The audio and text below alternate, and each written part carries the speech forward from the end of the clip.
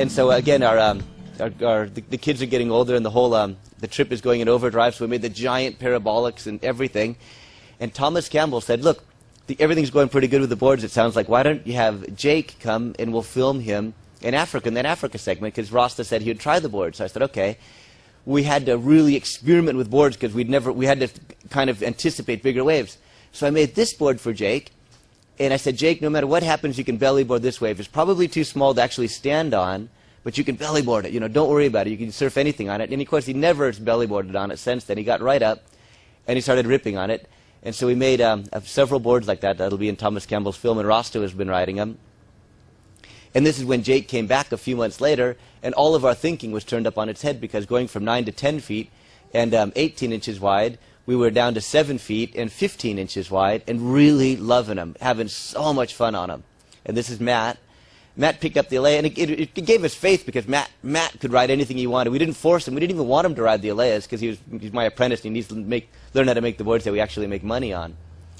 Now, this is a 5.5, about less than a half-inch thick Alea, and all of a sudden I had control, way more control in the pocket than I ever imagined on a finless board.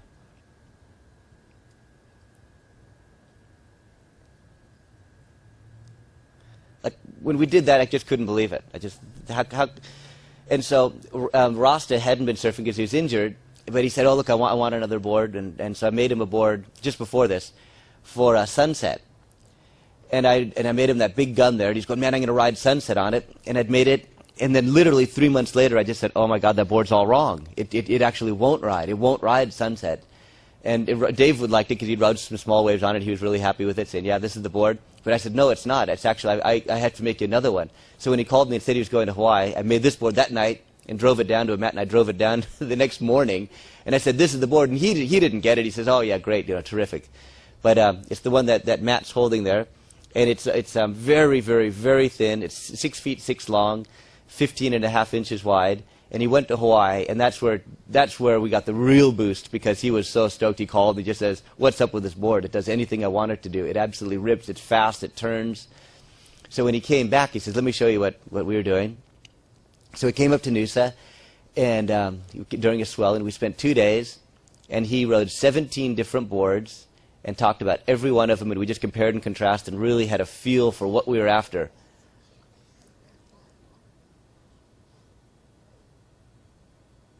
Is that the 6.6? That's the 6.6 with a lot of concave in the bottom. With the parabolic. That's the board that guy's holding behind his back in Hawaii. I mean, it's the same essential shape as the ancient Hawaiian was. So we've gone from thinking that maybe the Hawaiians angled a little bit to thinking that this is what they were probably surfing like.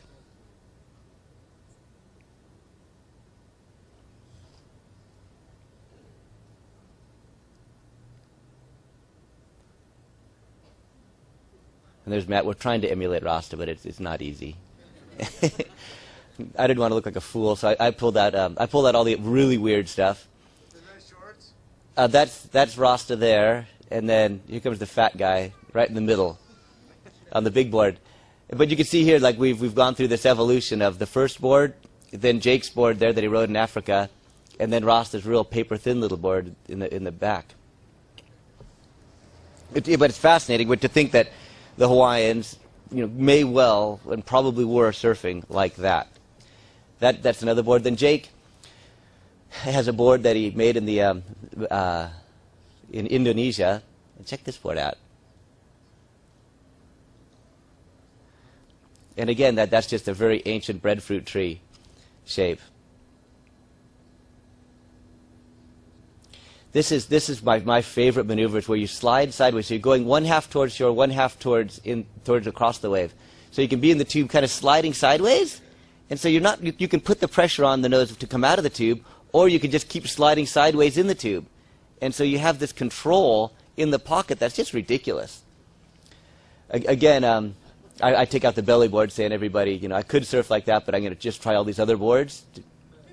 Nice flippers. Yeah.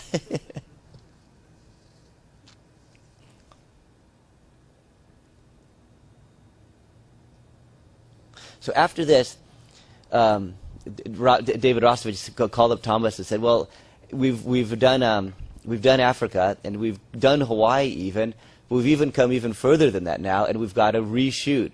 We've got to we can't leave the Alea with where it's at in your movie because it's not good enough. You know, we've actually come so far, and this is just about a year ago. This footage.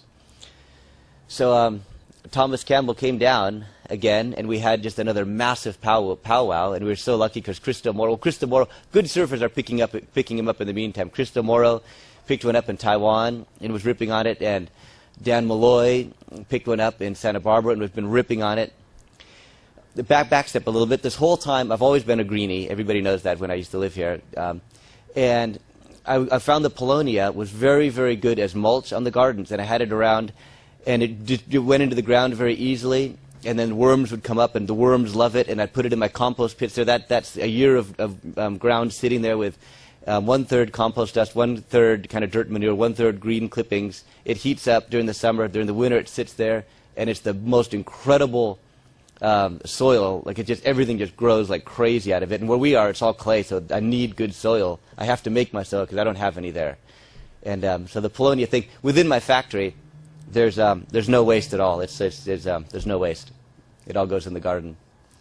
And Mike Stewart got into it. So these really quality people are getting into it for different reasons. And what Mike has said is, well, they ride small waves good. Like the boogie board, you don't see guys riding boogie boards in small waves that much, where the Alea will bring the prone surfing back to small waves, because riding on your belly on an Alea is super, super fun. So Thomas came down and he said, right, okay, well, everybody's got to get together. Cristo Moro, Dan Malloy, David Rostovich, that's Harrison Roach, a young guy that's just ripping on him. My brother had to come down, and we had to redo it again. So this time we're going to shoot it and just absolutely kill it. And John and I again went into just overdrive, and we tried absolutely everything. And for all you builders out there, that doesn't work, fortunately. But we tried it, and yeah, we're very happy with that because it's really hard to do. Watch Dan do this.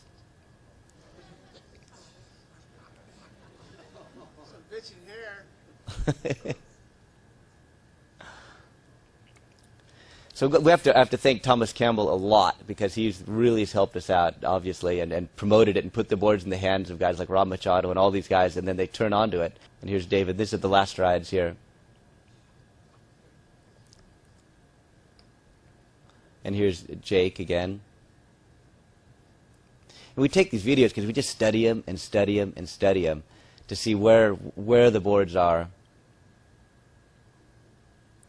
And this is Harrison Roach, a little kid. He's 16 or 17.